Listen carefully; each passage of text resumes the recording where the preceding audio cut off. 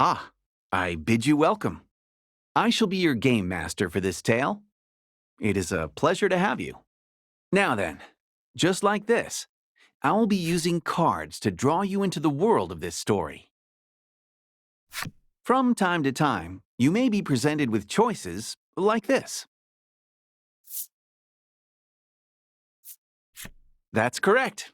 It doesn't mean anything, but still, good job. You're following along with all this, I trust? Moving on, I believe your experience of the story will be shaped in no small part by my narration. As such, I hope you'll have rather more fun keeping the sound on while you play.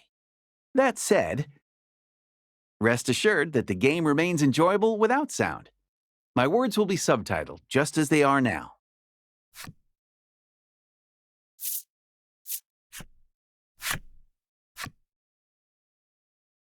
With the formalities sorted, we're all ready to begin the game. My. Yeah, you can hear the sound of the waves. Oh, how very evocative. Now then, let's begin our tale. Allow me to welcome you to the world of Voice of Cards. You're about to step into the shoes of the hero of this tale as he sets forth on a grand adventure. Said adventure takes place in a remote part of the sea, in which ancient traditions are alive and well. You will touch the hearts of many who dwell in this place as you journey to change fate's promise of untold ruin. I believe in you. I believe your journey will be a success. And on that note, it is time for that journey to begin. May the waves see you safely across the tides.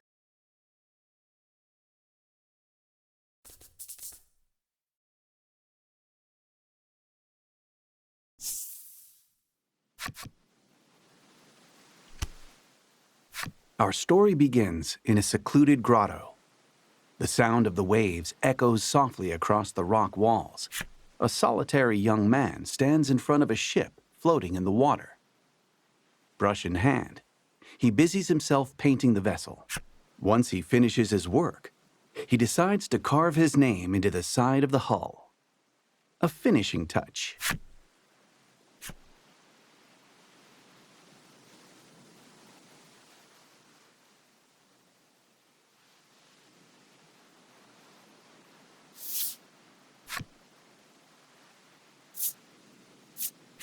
You carve your name in small lettering into the ship. Oh, a handsome name, that. This young lad is the hero of our tale, and your window into the world.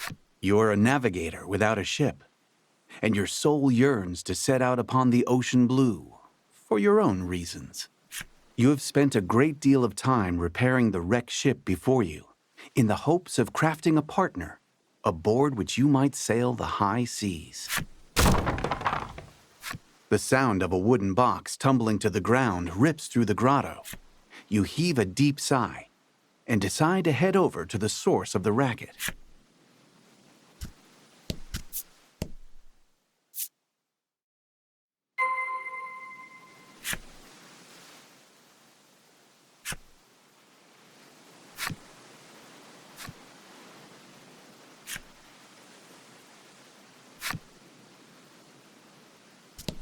You need to head over to the source of the noise, so you turn back around.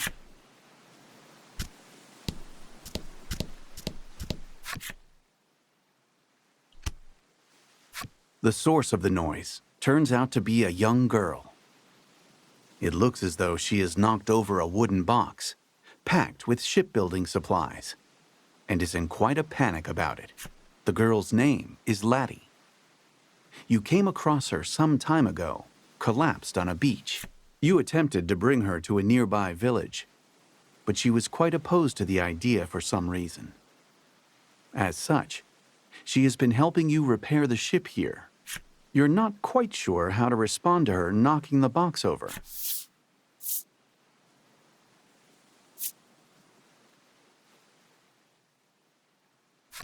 It's okay, you say in a gentle, reassuring tone.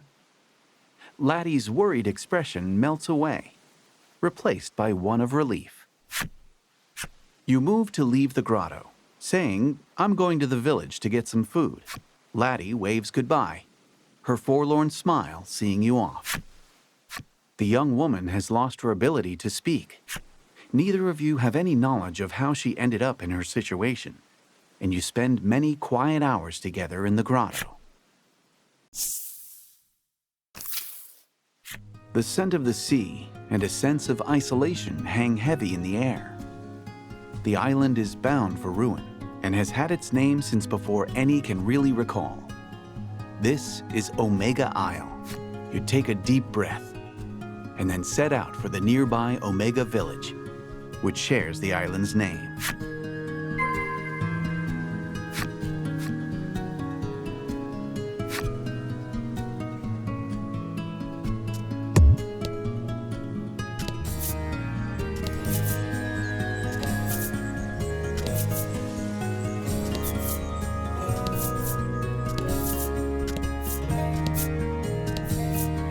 Beyond the pier, the ocean sprawls out in all directions, beckoning you to adventure.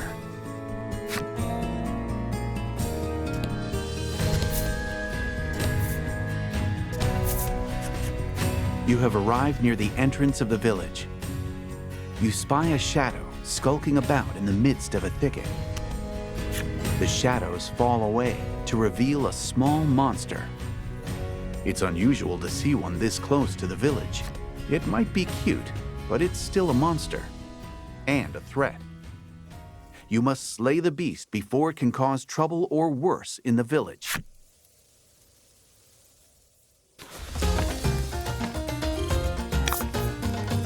And fight!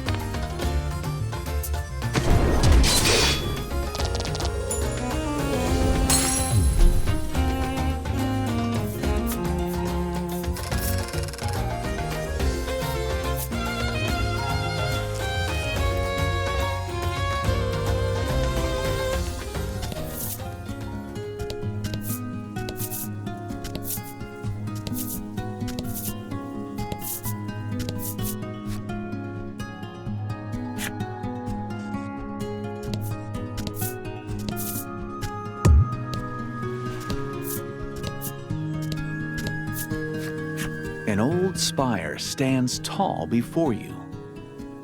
Alas, there's little reason to go poking around within.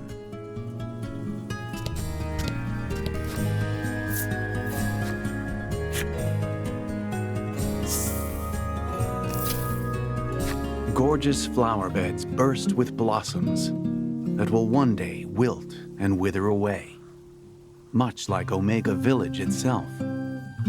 This is a village that has accepted its fate to be but a moment in time, destined to fade.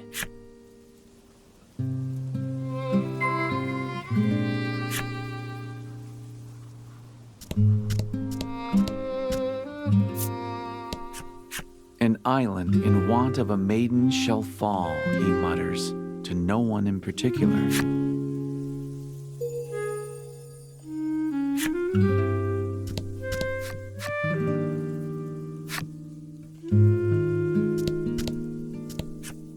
Home sweet home. This is no time for a nap. You turn around and walk out the door.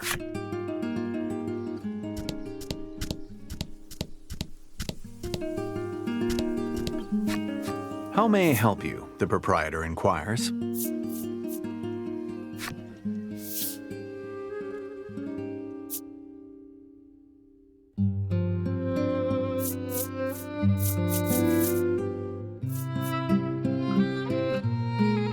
Will that be all? The proprietor asks.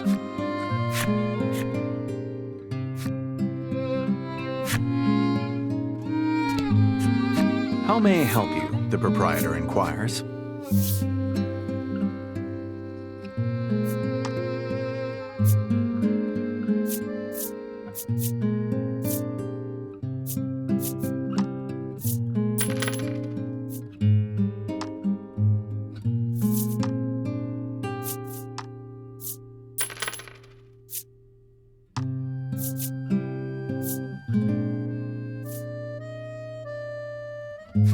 Will that be all? The proprietor asks.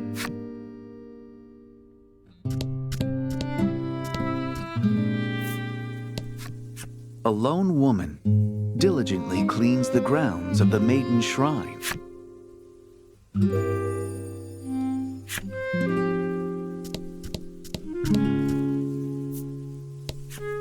I wish I got to be the Maiden, the girl says mournfully, dressed head to toe in maiden garb and clearly pretending to be such.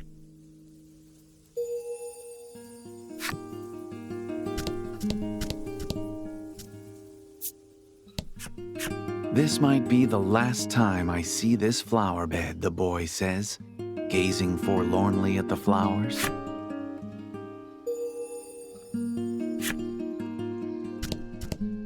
How may I help you? The proprietor inquires.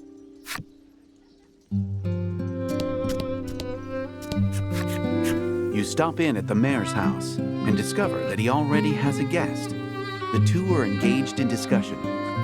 You listen in and learn that they are troubled by monsters that have appeared near the village and have been devouring precious stores of food. The villager sighs deeply. I suppose it's about the end for the village, they say flatly before departing the mayor's home. The man left standing in the room has a certain sagacity about him. He notices you waiting and inclines his head in greeting. His name is Grief. As the village's mayor, he spends his days dealing with all manner of happenings around town. He looks to be at a loss over the damage being caused by the monsters. It would likely be a simple matter for you to deal with the beasts.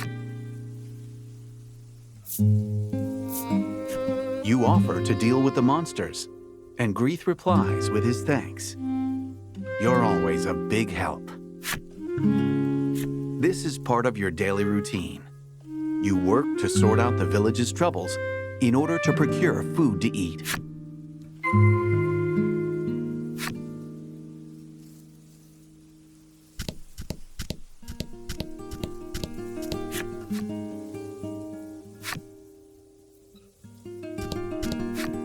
The windows are closed, and it's too dark to see much inside. All sound seems to fall away.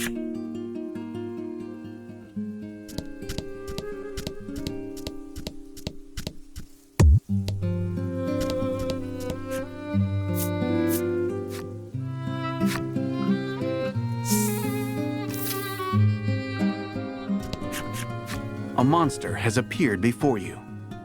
It holds what's left of a piece of fruit in its teeth, and its mouth moves restlessly.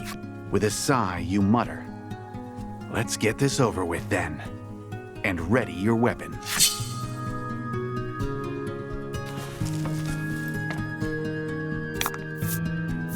Fight him off.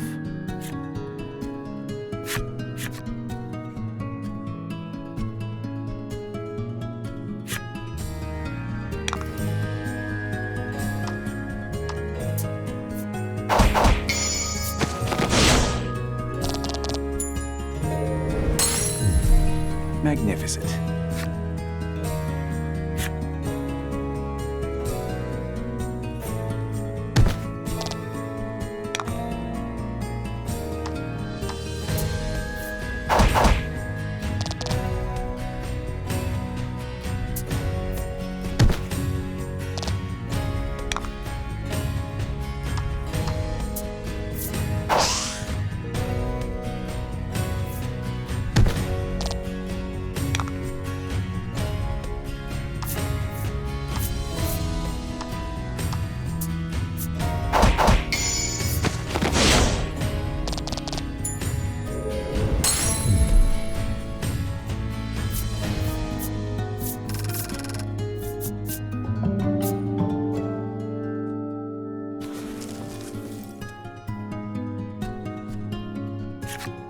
With practiced skill, you swing your weapon. The blade flashes through the monster's throat. Merciless. Perfect aim. It would appear that you are quite accustomed to killing. You wipe the blood off your weapon. As you do, you notice a shadow in the distance. Another monster, perhaps?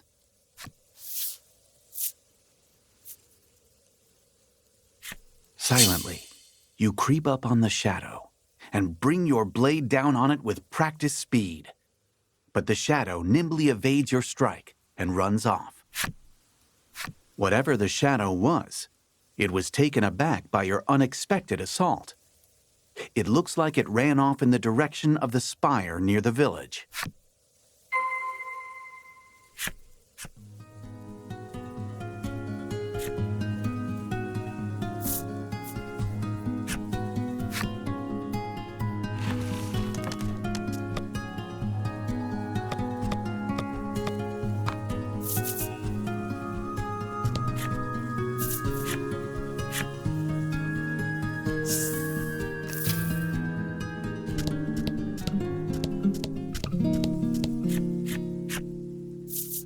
You lay yourself down and close your eyes.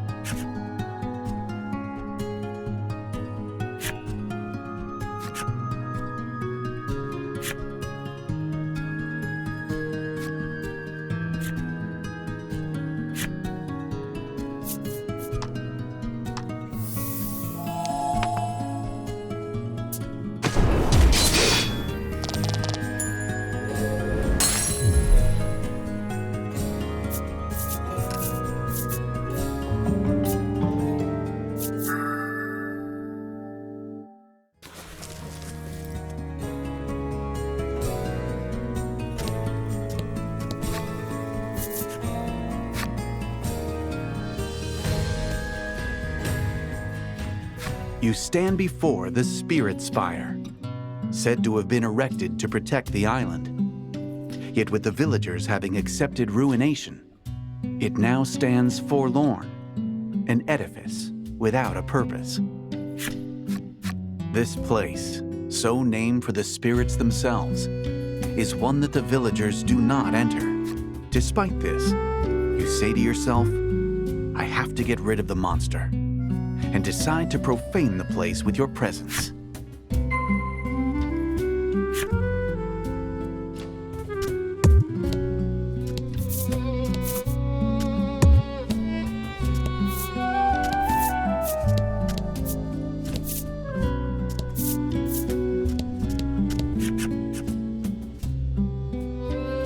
There are some words etched into the door, but they are weathered and difficult to read.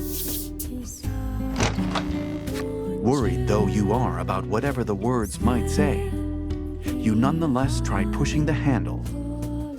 With some protest, the door groans open.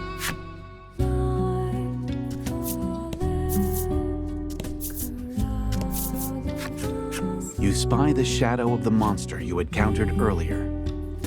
Your insight that it had taken refuge in the spire has proven a good one. The shadow notices your presence and flies off at blinding speed. You can't help but admire the rapid escape, though it looks like you're back to chasing after a shadow.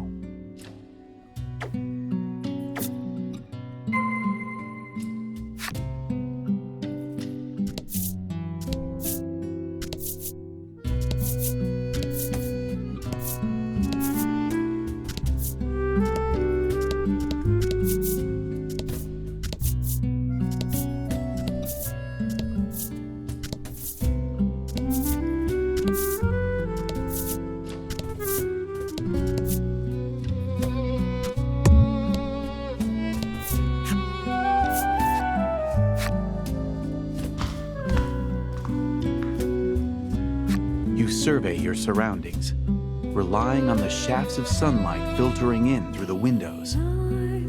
However, you're unable to see the monster from where you are.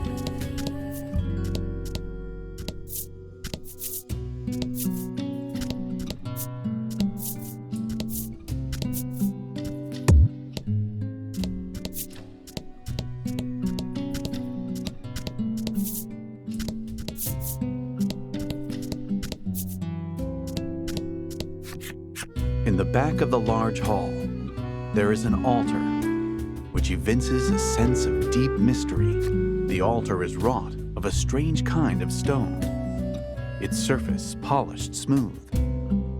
It looks as though it's meant for use in some important ritual.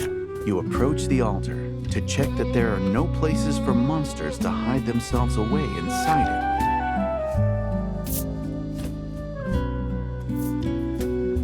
In reply to the mysterious and unidentifiable voice that suddenly rent the silence, you ask in a sharp tone, "Who's there?" You strain your ears, trying to make out the broken snippets of words echoing off the chamber walls. After speaking a word that rings familiar to your ears, "Laddie," the voice becomes impossible to hear. It cannot be. Could you truly have heard the voice of the spirit from the Maiden's myth passed down on the island? All signs of the monster you were in pursuit of seem to have vanished. For the time being, you decide to return to the village and report your success.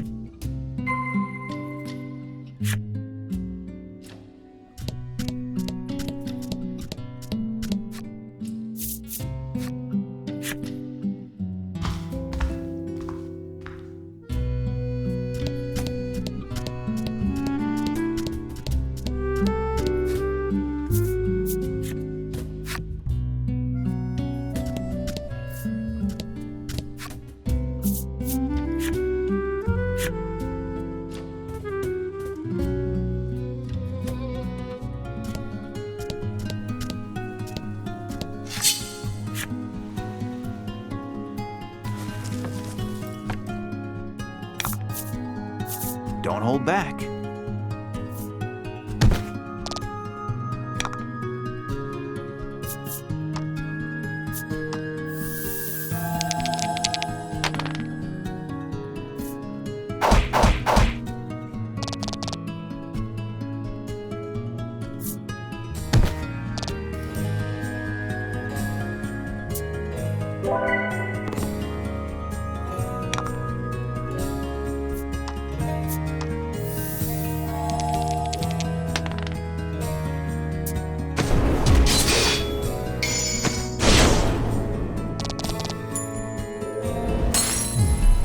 Fortune favors the bold.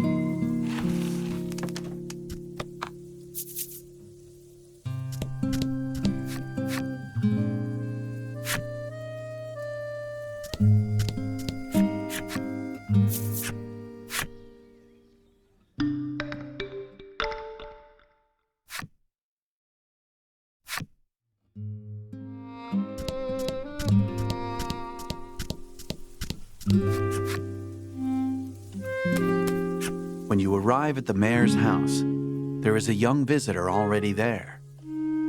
She looks to be making an impassioned request of Grieth. In a wearied voice, Grieth replies, "There is no longer any maiden in our village." Admonished, the girl leaves the house with disappointment written across her expression. You inform the mayor that you've taken care of the monsters around town. As thanks for completing the job, the mayor hands you a basket of fruit. Oh, good, you think to yourself. Another day, another basket of fruit.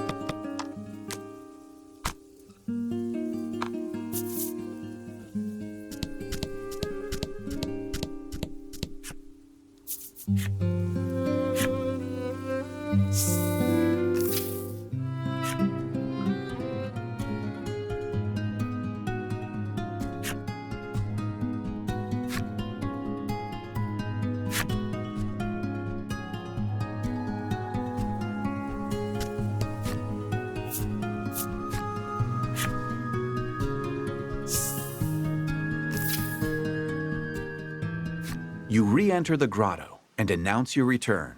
On a normal day, Laddie would already have zipped over to greet you. But today, nothing.